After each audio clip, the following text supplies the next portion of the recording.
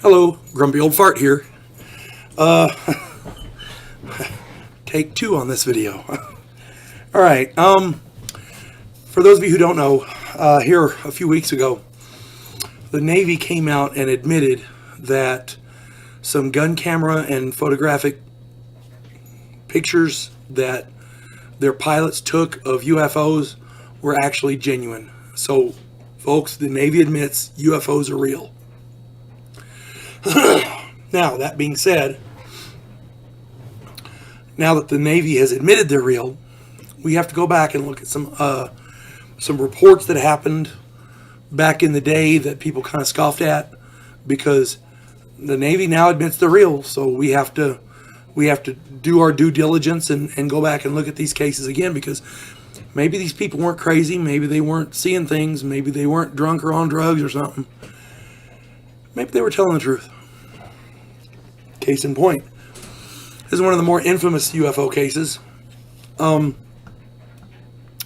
place in 1973 in Louisiana. A man named Charlie Hickson, he was 42 at the time, and another man named Calvin Parker, he was 19. They worked at the shipyard there in Louisiana, and they went to, after the work they decided they wanted to go fishing. So they headed out to the river with their fishing rods. Very common in that area, very common all throughout the South. For those of you who don't understand the peace and the serenity of nighttime fishing, don't knock it. Okay, don't knock it till you try it. There's some oomph to that. At any rate, about 9 p.m., they're out at the Pascagoula River, and they're fishing off the pier, and they heard a buzzing sound behind them. So they turn around and look. About 10 yards away, hovering above the water, they see a UFO. And a doorway opens, and 3 creatures come out. 3. And these creatures are about 5 foot tall. They're humanoids. They have no neck. They're pale with wrinkles, very thick legs, ending like elephant feet. They have no eyes, but where their nose and their ears are, they have these carrot-like projections. Look like cones, And they had lobster claws. This is what the men reported. Okay? Now, both men reported being paralyzed and numb, and these creatures somehow levitated them into the craft.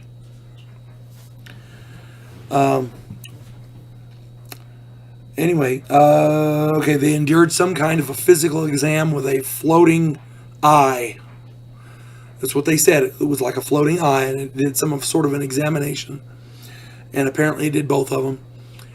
And then they put them back on the shore, and they left. Just left them there. After much deliberation, excuse me. After much deliberation, they decided they wanted to report this, because if this was happening to other people, they didn't want other people to go through this, and so they called Kessler Air Force Base, and they were instructed to report it to their local law enforcement, their sheriffs. Excuse me. The sheriff initially thought that it was a hoax or some kind of a trick, UFOs on the Pascagoula River in Louisiana. Come on. So what the sheriff did, he wanted to catch them in this hoax. So he put them together in a room, and they had listening devices in there, and they recorded them. They recorded their conversation. The idea being, these guys would talk amongst themselves and give it up somehow. Hey, I think we really got it going on this, that kind of thing. Instead, what they got was a dialogue between the two that was pretty damn frightening. These guys were scared. They were really, really scared. Okay? I mean, this obviously was not a hoax. The sheriff immediately figured, there's something to this. These guys believed what they were saying, and they were scared. They were scared. Now, Later on, we find out that on the day before, 15 people, including 2 law enforcement officers, had reported seeing a UFO in the area. So there's corroboration there. People saw the UFO. The sheriff corroborated their story by secretly recording their conversation. Okay, and they've stuck by this. This was in 1973 in Louisiana, and these guys, they're very down to earth people. They don't have wild imaginations. This is a very, very credible case. Okay, these guys saw something that they can't explain. They experienced something that was very much abnormal. It wasn't a normal occurrence. So, night fishing, highly recommend it.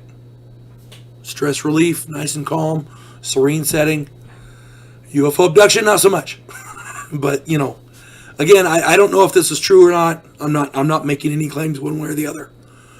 But now that the U.S. Navy has admitted that UFOs are real, we have to look back on some of these cases with some credibility, with some discernment there, because a lot of these people have been persecuted and stigmatized, and maybe they're telling the truth. I'll leave that for you folks to decide. You folks have a good day. God bless one and all.